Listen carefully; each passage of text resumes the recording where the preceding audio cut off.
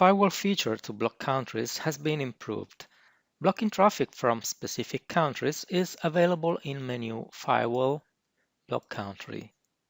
In this page, to block a country, you can simply click on the country name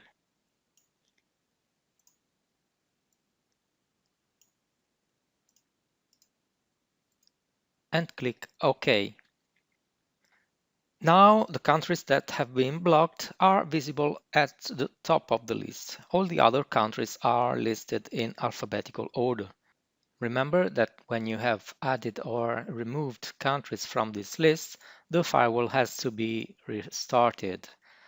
To do so, you can first validate the firewall configuration and then restart the firewall.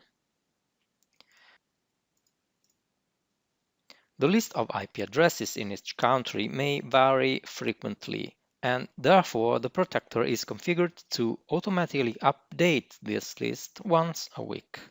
When this list has been updated, the firewall, if previously active, is automatically restarted.